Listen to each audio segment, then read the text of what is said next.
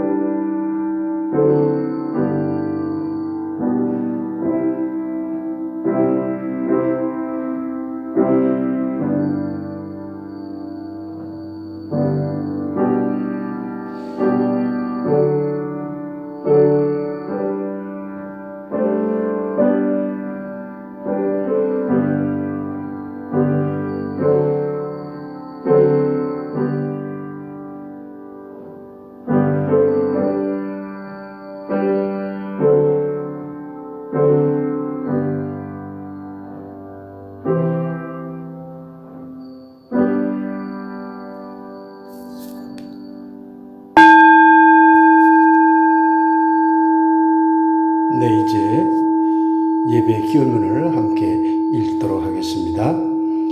사랑의 하나님, 하나님은 모든 것이 충만하십니다.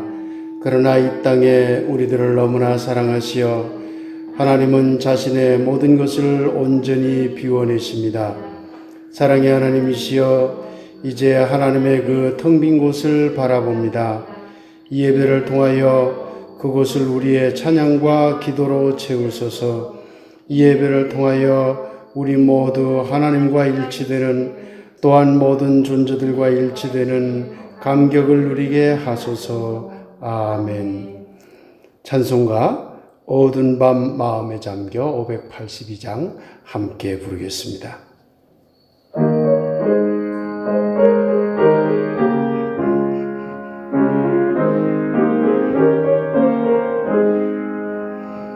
어두운 밤 마음에 잠겨 역사의 어둠 짙었을 때에 계명성 동쪽에 밝아 이 나라 여명이 왔다. 고요한 아침의 나라 빛 속에 새롭다. 이 빛 삶 속에 얽혀 이 땅에 생명 담놓아간다. 옥토에 뿌리는 깊어 하늘로 줄기 가지 솟을 때 가지 뽕만을 내어 그 열매 만민이 산다. 고요한 아침의 나라 일꾼을 부른다. 하늘 씨앗이 되어 역사의 생명을 이어가리. 맑은 샘 줄기 용솟아 거칠은 땅에 흘러 적실 때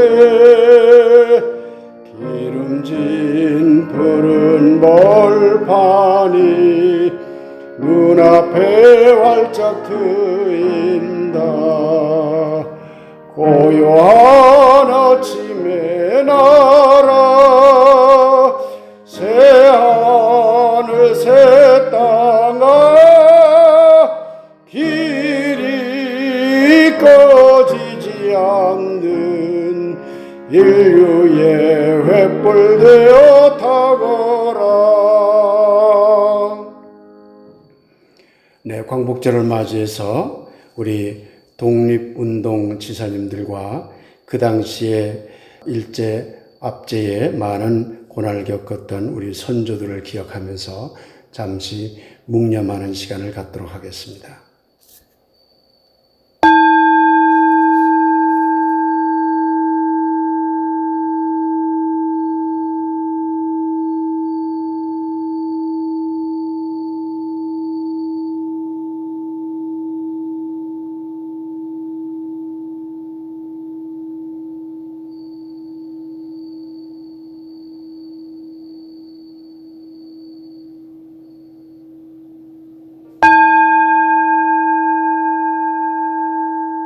이번에는 오늘의 말씀을 함께 읽도록 하겠습니다. 먼저 느헤미야 8장 18절 말씀입니다. 에스라는 첫날부터 끝날까지 날마다 하나님의 율법책을 낭독하고 무리가 이레 동안 절기를 지키고 여덟째 날에 규례를 따라 성회를 열었느니라. 이번에는 마가복음 5장 9절에서 13절까지 말씀입니다. 이에 물으시되 내 이름이 무엇이냐? 이르되 내 이름은 군대니 우리가 많음이니이다 하고 자기를 그 지방에서 내보내지 마시기를 간구하더니 마침 거기 돼지의 큰 떼가 산 곁에서 먹고 있는지라. 이에 간구하여 이르되 우리를 돼지에게로 보내어 들어가게 하소서 하니 허락하신데 더러운 귀신들이 나와서 돼지에게로 들어가매 거의 2,000마리 되는 떼가 바다를 향하여 비탈로 내리다라 바다에서 몰사하거늘. 말씀을 받습니다. 아멘. 이번에는 함께 회복하리라 새 노래 62번을 찬양하겠습니다.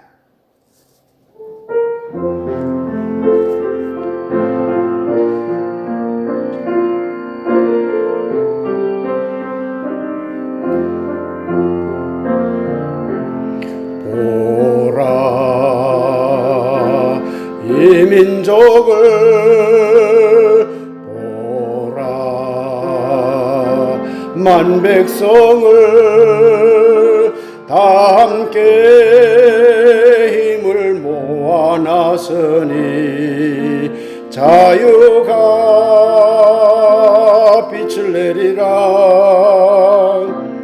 보라 이 나라를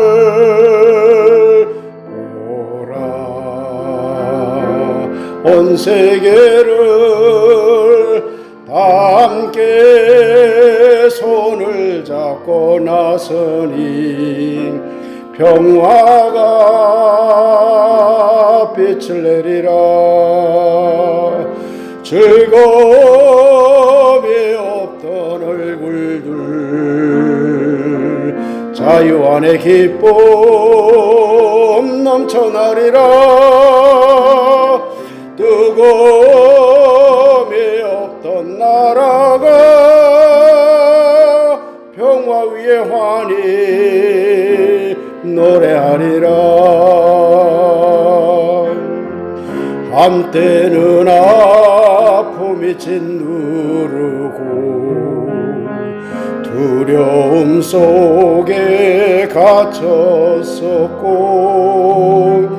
한때는 갈등이 부딪히며 큰 미움으로 괴로웠었네.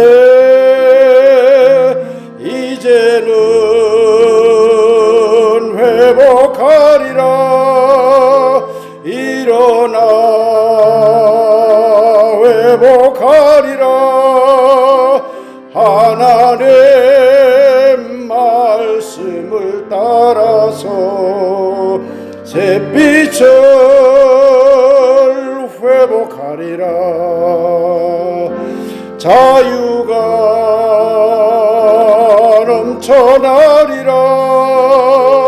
평화가 넘쳐나리라. 하늘빛 안과 밖을 비추어 날마다 새로워지리라.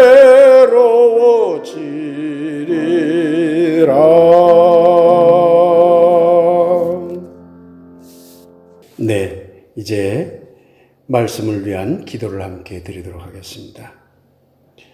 사랑의 하나님, 감사합니다. 오늘도 각자의 자리에서 예배를 드립니다.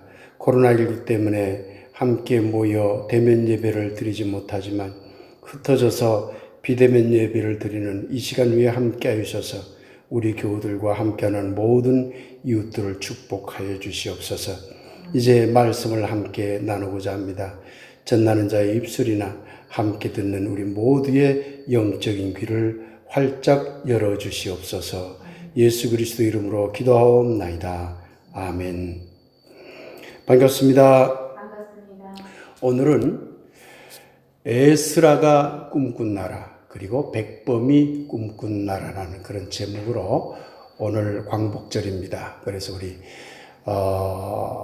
우리나라가 어떤 나라가 돼야 될지, 그리고 또한 예수님이 꿈꾼 나라인 하나님 나라의 그리스도인으로서 어떻게 참여해야 될지에 대해서 함께 생각을 나눠보도록 하겠습니다. 오늘도 말씀을 나눌 때에 하나님의 깨달음의 축복이 여러분 모두 위에 넘치고 넘치게 되길 예수 그리스도 이름으로 간절히 축원드립니다. 오늘은 광복절 76주년이 되는 날입니다. 그래서 먼저 광복절 노래를 한번 부르고 나서 말씀을 생각해 보도록 하겠습니다.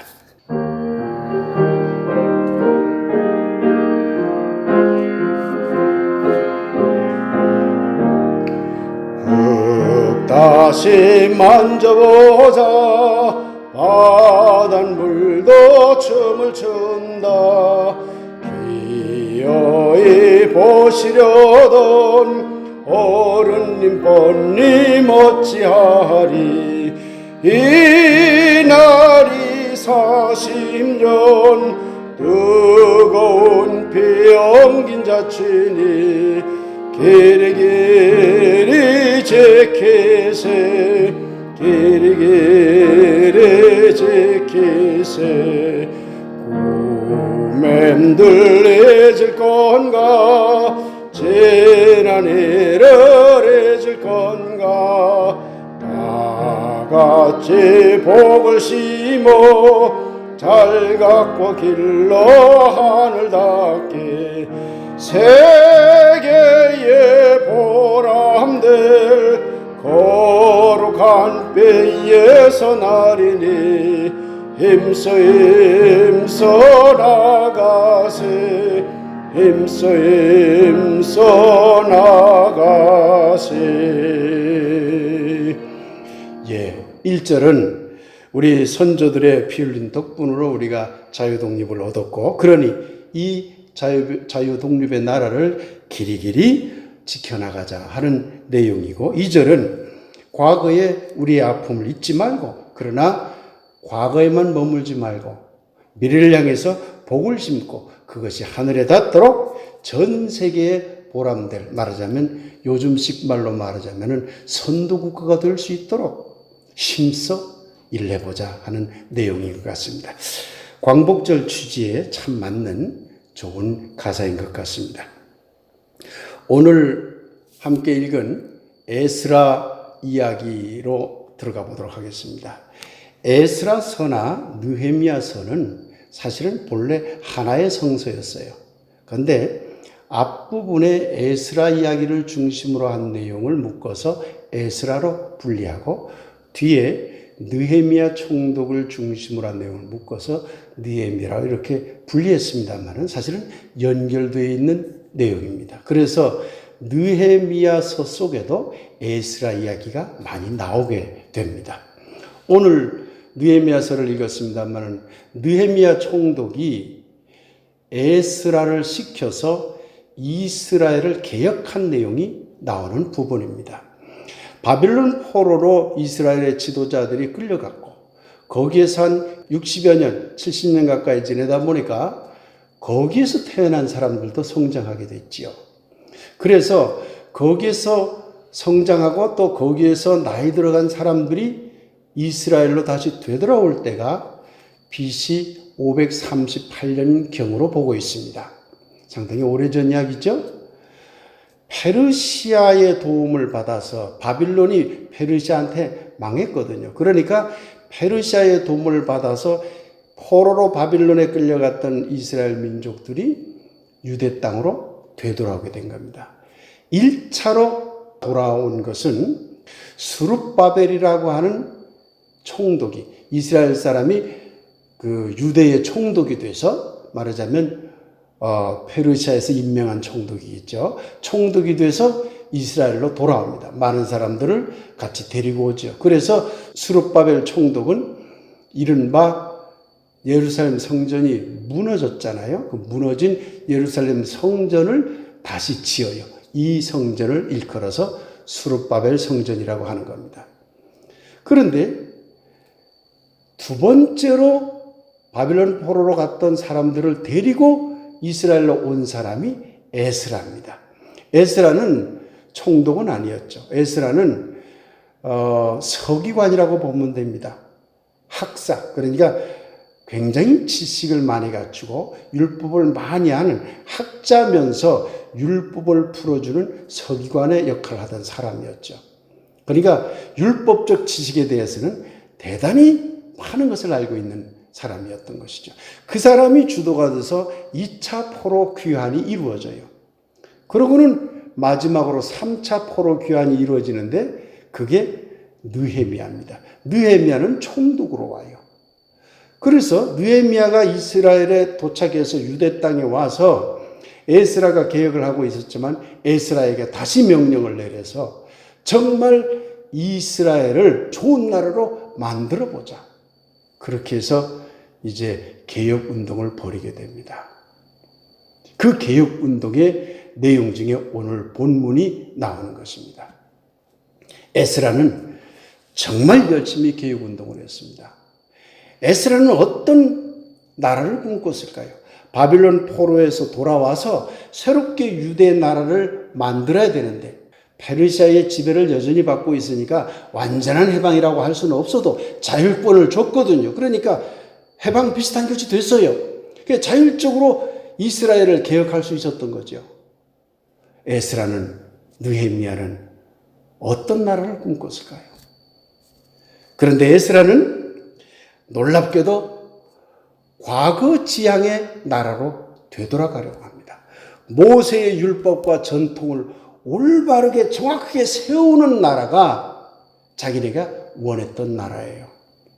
그래서 바빌론 포로에서 돌아와 보니까요, 이스라엘 사람들이 이방 민족의 여인들과 함께 자유롭게 통혼하고 다른 문화와 막 섞여서 살고 이렇게 혼합이 되어 있었죠.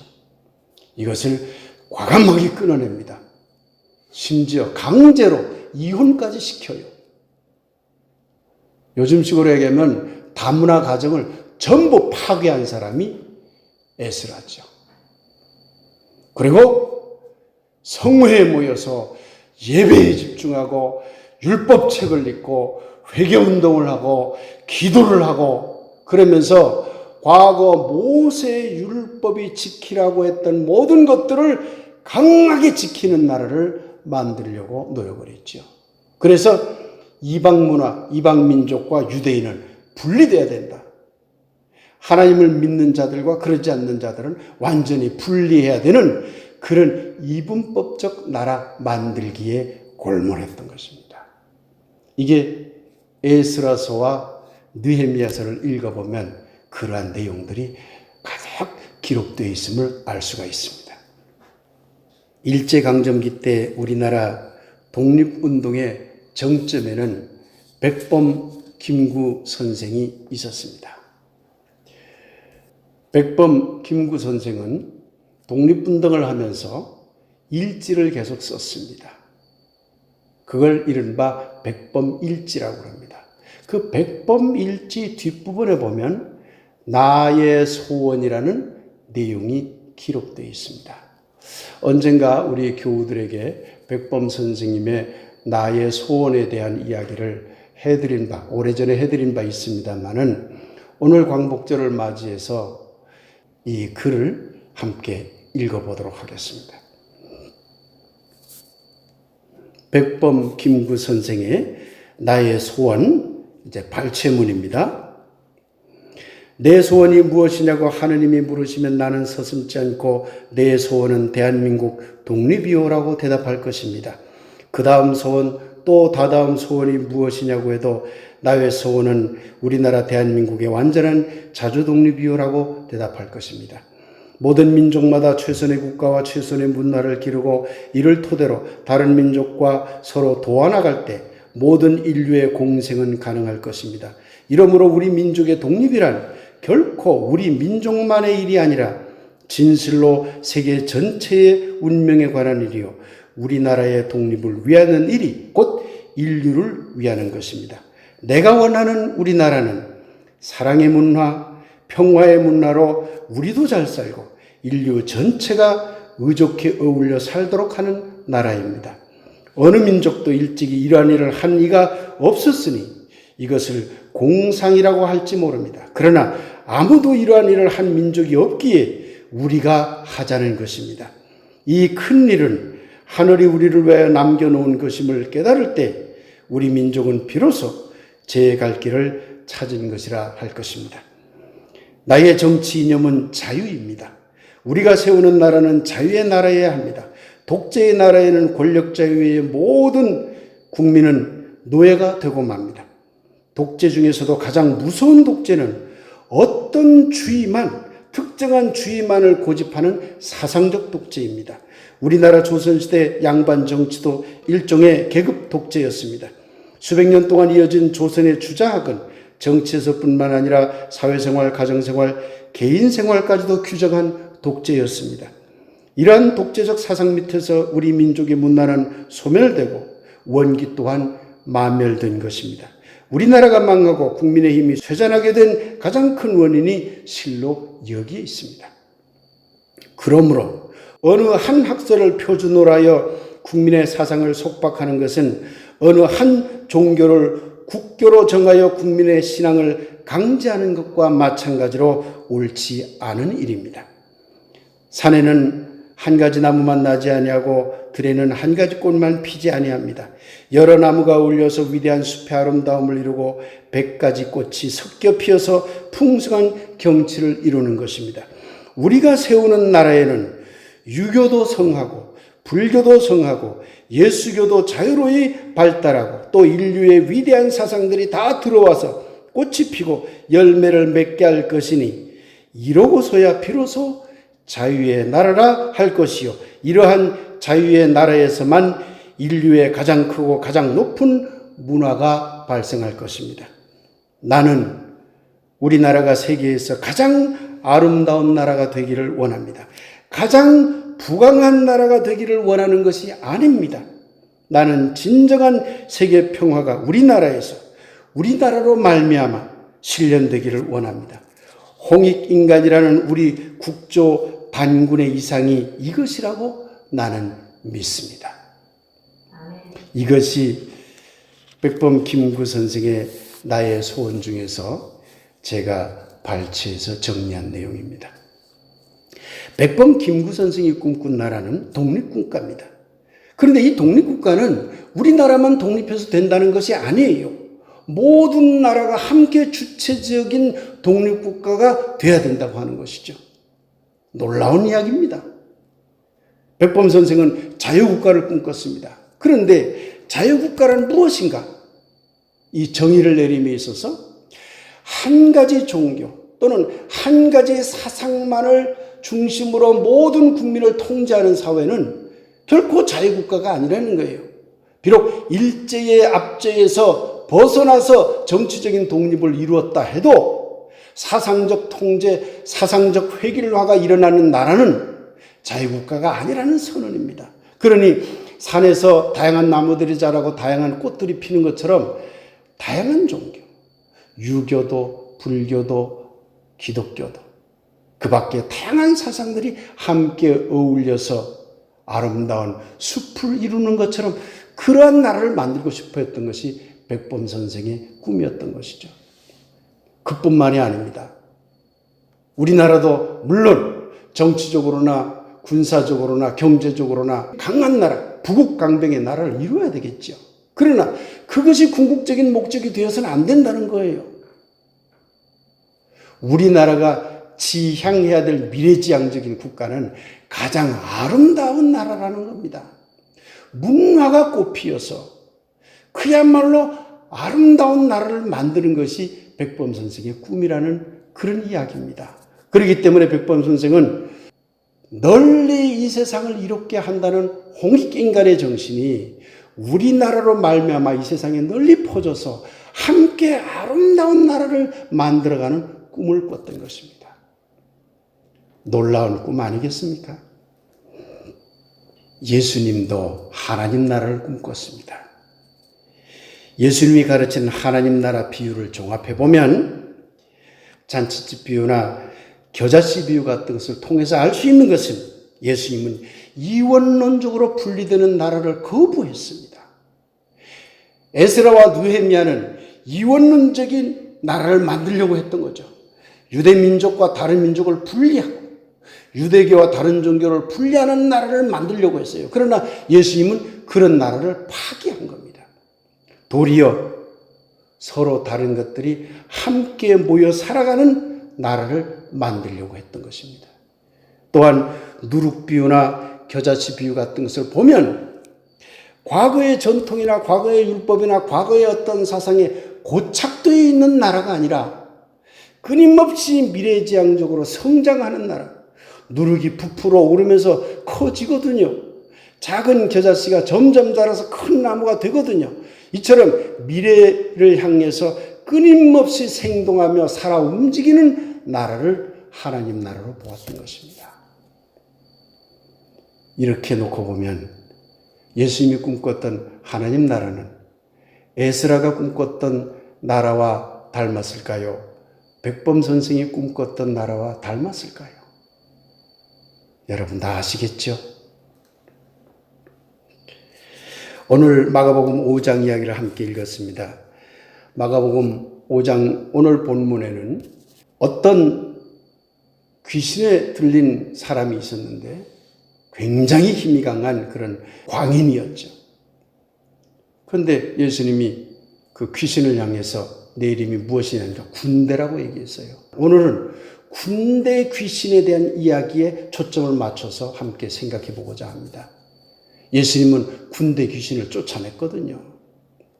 성서에 나오는 군대 귀신은 레기온이라고 합니다. 레기온은 당시의 로마 군대의 병력으로 보면 여단 규모의 병력, 그러니까 요즘식으로 얘기하면은 2개 연대가 합쳐진 굉장히 큰 군대를 말합니다. 그러한 군대 귀신을 지칭하는 거예요.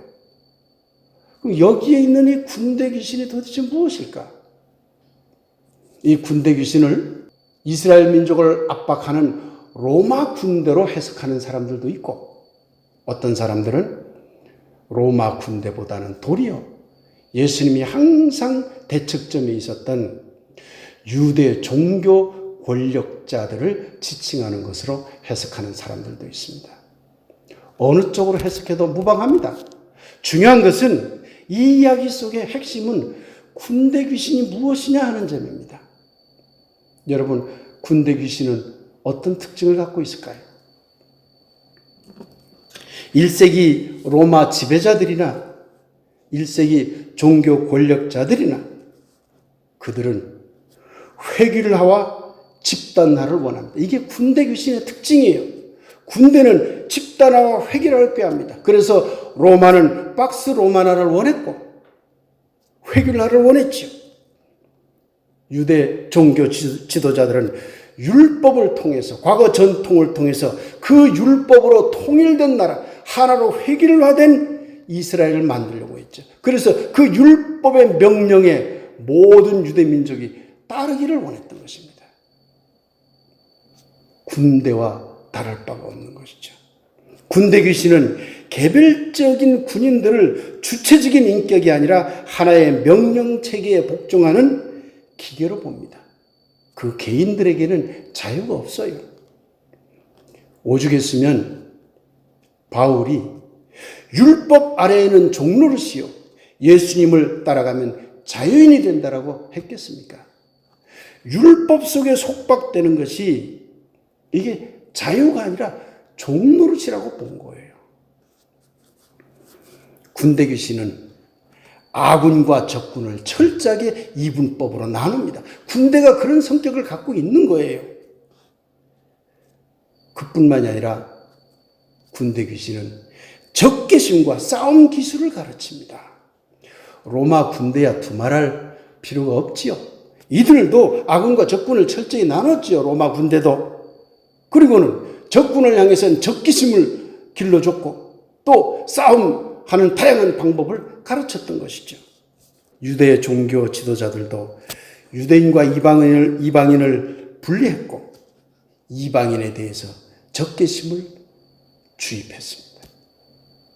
특히 이방인에 대한 배타는 바로 에스라 때부터 아주 강하게 일어납니다.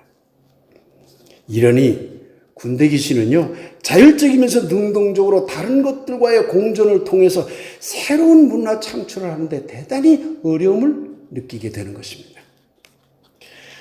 그렇기 때문에 군대 귀신이 만일에 우리 안에 있으면 주체적인 주인의식과 자유를 누릴 수가 없습니다. 그야말로 노예적인 상태에 놓이게 되죠.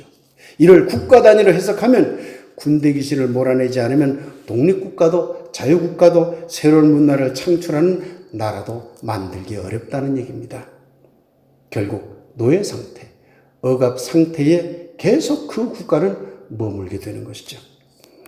독립과 자유와 문화가 번영한 나라 또는 그러한 개인이 되려면 우리 안에 있는 군대 귀신을 쫓아내라고 예수님이 오늘 말씀을 통해서 우리들에게 전하고 있는 것입니다.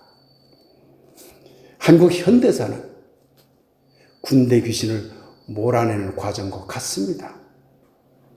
그래서 이제야 겨우 제대로 된 광복의 길을 걷고 있다고 보아집니다. 일제 압박에서부터 광복했고 그 위에 일어난 이승만, 박정희, 전두환 독재 정권을 거치면서 그 독재와 우리가 끊임없이 싸웠고 권위주의 정권의 불합리함도 우리가 촛불혁명을 통해서 이겨냈습니다. 그런데 놀랍게도 아직도 군대 귀신을 몰아내는 일을 방해하고 군대 귀신에 빌붙어서 점점 스스로 군대 귀신이 되어가는 집단이 있어서 걱정입니다. 어디일까요? 군대 귀신은 앞서 말씀드렸듯이 집단화 회귀를 하를 원합니다. 이 나라의 그런 집단은 어디인가요? 군대 귀신은 주체적인 인격을 무시합니다. 이 나라의 그런 집단은 어디인가요? 군대 귀신은 철저한 이분법으로 아군과 적군을 나눕니다. 이 나라의 그런 집단은 어디인가요? 군대 귀신은 적개심 기르기와 싸움 기술을 가르칩니다. 이 나라의 그런 집단은 어디인가요? 너무나 가슴 아프지만 우리는 우리 안을 들여다볼 수밖에 없습니다. 한국 기독교가 바로 군대 귀신의 자리에 있다고 여겨지기 때문입니다. 안타깝게도 한국교회, 특히 한국의 보수 근본주의 교회는 거의 군대 귀신과 같습니다. 그들은 획일화된 교리, 획일화된 신앙을 강요하며 다른 종교나 다른 사상은 지옥 간다고 사실상 협박합니다. 다른 것과의 공존은 그들에게 없습니다. 그들은 교인들을 주체적인 독립과 자유의지를 가진 인격으로 보지 않습니다. 신앙이라는 명목 아래 그런 신앙을 유지할 도구로 봅니다. 심지어 병기로까지 사용합니다. 그들은 철저하게 교회 안과 밖, 기독교 믿는 자와 믿지 않는 자를 나눕니다. 교인들은 아군이고 교회 밖에 있는 사람은 적군으로 여깁니다. 그들은 교인들에게 교회 밖 사람들을 향한 적개심과 싸움 기술을 가르칩니다.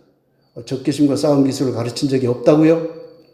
전도 기술로 포장하지만 그것은 모두 적개심과 싸움질 기법입니다.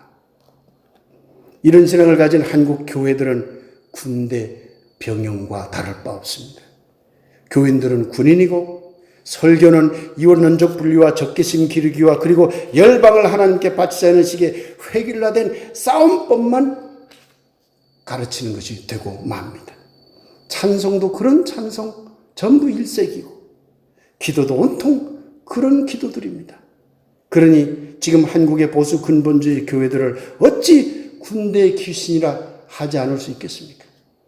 이 나라 대다수 국민이 백범 선생이 꿈꾼 것처럼 정치적 해방과 독립을 위해 일제와 독재와 권위주의와 싸울 때 그들은 그런 정치적 독재 권력자에 빌붙어 있었고, 이 나라 대다수 국민이 백범 선생이 꿈꾼 것처럼 다양한 종교와 다양한 사상이 함께 어울리며 가진 자와 못 가진 자가 함께 살아가는 나라를 만들기 위해, 그야말로 진정한 자유국가를 만들기 위해 했을 때 그들은 오직 기독교, 오직 예수만을 외치며 자기들만의 구원에 몰입했고, 이 나라 대다수 국민이 백범 선생이 꿈꾼 것처럼 홍익인간을 넓혀서 세계 평화와 문화 발전을 이루기 위해 했을 때 그들은 열방을 기독교 국가로 만들기 위해 독선적이며 이기적인 일들을 지금도 마다하지 않고 있습니다. 그 결과 백범 선생이 꿈꾼 누구나 함께 어울리는 너무나 아름다운 나라, 그런 문화가 살아 움직이는 미래지향적인 나라를 만드는데 한국 기독교는 커다란 회방꾼, 군대 귀신들이 되고 있다고 여겨집니다. 듣보잡 목사라고 제가 비판했죠. 전광훈과 그를 따르는 사람들이 8.15 광복절날 또 여러 가지 일들을 벌이겠다고 했더군요. 아마 오늘 벌이고 있을지 모르겠습니다. 어디 전광훈과 그를 따르는 사람들만 군대 귀신인가요? 한국의 보수 근본주의 교회 전체가, 아니 어쩌면 많은 진보적인 교회들조차도 군대 귀신이나 다를 바 없는 획일화와 이분법과 자기들만의 이기심에 가득 차 있지 않은지 우리 스스로를 돌아봐야 된다고 생각합니다. 알베르 까뮈라는 유명한 소설가가 있죠. 그분이 말하기를 나는 저항한다, 고로 존재한다, 이렇게 말했습니다. 까미의 말처럼 예수님은 획일화된 종교교육, 획일화된 종교제도, 획일화된 종교 관습에 대해 적극 저항하였습니다. 이것이 그의 그리스도성입니다. 예수가 하나님의 아들이어서 그리스도인가요? 예수에게만 배타적 구원이 있어서 그리스도인가요? 그보다는 예수는 군대의 귀신에게 저항하고 극복하려고 하였기 때문에 그리스도인 것입니다. 미하일 바쿠닌이라는 러시아 사상가가 있습니다. 이 사상가가 말하기를 타인의 자유는 나의 자유를 무한히 확장한다, 이렇게 이야기했습니다. 내 자유를 확장하려면 타인의 자유가 확장되어야 한다는 것이에요. 바쿠닌의 말처럼 우리나라의 자유가 확장되려면 다른 나라의 자유 또한 확장되어야 하는 겁니다. 마찬가지로 한국 기독교의 자유가 확장되려면 다른 종교들의 자유 또한 확장되어야 하는 것입니다. 우리는 예수를 따르는 제자들입니다. 우리는 이 시대의 군대 귀신이 되어버린 보수 근본주의 기독교에 저항하고 마침내 이를 극복하여 나의 자유와 타인의 자유를 함께 확장하는 일에 나서야 합니다. 지금 이 사회에 남아있는 모든 군대 귀신들에게 저항하고 마침내 그 군대 귀신을 극복하라. 이것이 예수님이 꿈꾼 하나님 나라에 동참하는 길이며 백범 선생이 꿈꾼 대한민국의 미래지향적인 발전에 참여하는 길이라는 점을 잊지 말아야 할 것 같습니다. 사랑하는 한국 국민 여러분, 우리나라는 자주 독립국가이면서도 동시에 다른 나라와 더불어 살아가는 나라를 향해 달리고 있습니다. 우리나라는 자유국가이면서도 동시에 어느 한 가지 사상과 어느 한 가지 종교만이 지배하는 독재체제를 거부하고 다양한 사상과 다양한 종교들이 함께 꽃피우는 숲속과 같은 나라를 만들기 위해 애쓰고 있습니다. 우리나라는 정치나 경제나 군사적인 대국으로 부국강병한 나라 만들기에 혈안이 되어 있기보다는 문화가 크게 꽃피는 아름다운 미래지향적인 나라를 만들기 위해 모두가 발벗어 나서고 있습니다. 놀랍게도 오늘의 대한민국은 이러한 온 국민의 노력 덕분에 백범 선생이 꿈꾼 나라가 실현되고 있습니다. 자주 독립을 얻었어요. 그리고 다양한 사상들이 함께 어울리는 그야말로 진정한 자유의 나라가 되고 있지요. 뿐만인가요? 세계를 선도할 문화국가가 되고 있잖아요. 우리 모두에게 큰 박수를 보냅니다. 우리 온 국민 위에 하늘의 축복이 더욱 넘치게 되길 간절히 축원드립니다. 한국의 기독교 신자 여러분, 오늘 광복절을 맞이하여 우리 스스로를 되돌아봅시다. 혹시 우리가 아직도 군대 귀신이 되어 주인의식이 아니라 종의식에 빠져 있지는 않은지, 혹시 우리가 아직도 군대 귀신이 되어 자유와 다양성의 공존이 아니라 독재와 획일과 권력에 맞들이고 있지 않은지, 혹시 우리가 아직도 군대 귀신이 되어 아름다운 홍익인간의 문화의식이 아니라 자기들만의 구원을 외치는 이기적인 집단의식에 빠져 있지는 않은지 말입니다.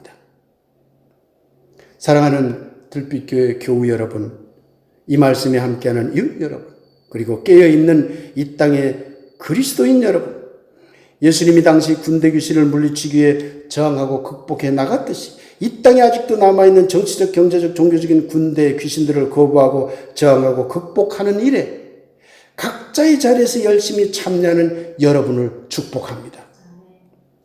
여러분에게 큰 박수를 보냅니다.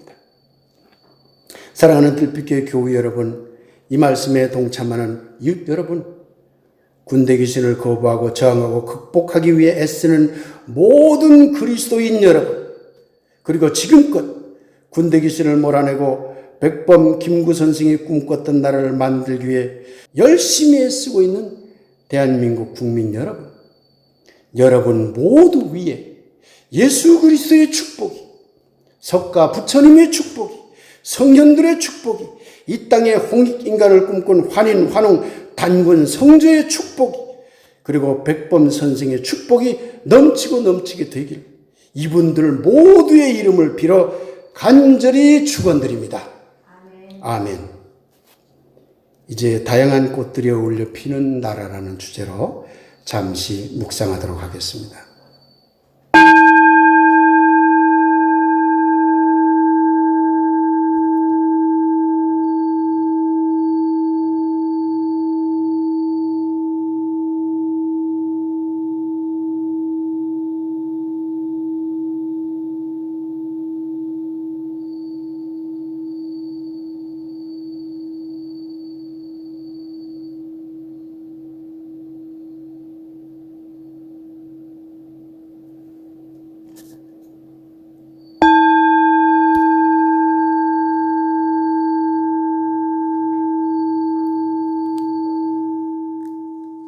네, 이제 교회에서 알려드릴 말씀 전합니다.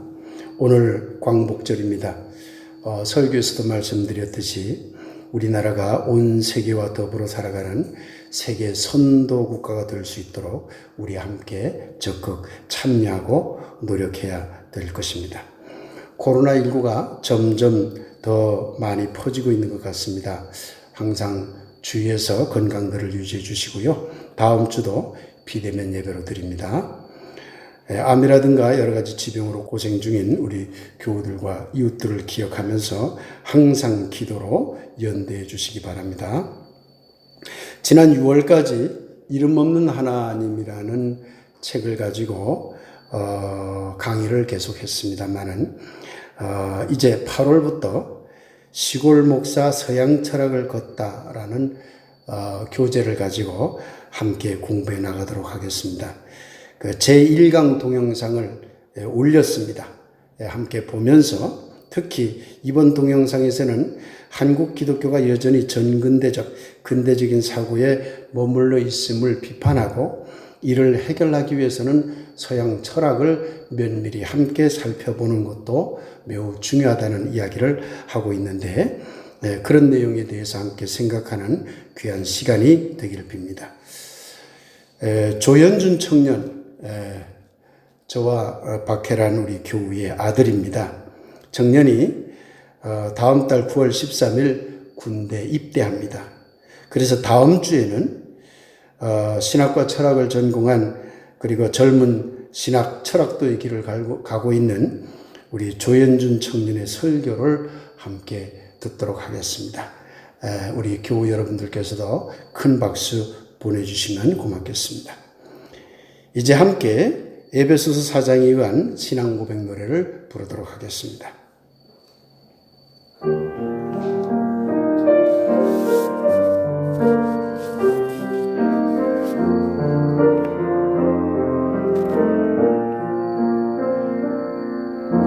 모든 겸손과 온유로 하고 오래 참음으로 사랑 가운데서 서로 용납하고 평안에 매는 줄로 성령이 하나 되게 하신 것을 힘써 지키라. 하나님은 한 분이시니 곧 만유의 아버지시라. 만유 위에 계시고 만유를 통일하시고 만유 가운데 계시다는 말씀에 의지하여 만유 위에 계시고 만유를 통일하시고 만유 안에 계시는 하나님을 믿으며 겸손과 온유와 인내와 사랑으로 서로 화해하고 평안을 바라며 한 마음으로 살아가는 것이 참다운 우리의 신앙임을 고백합니다.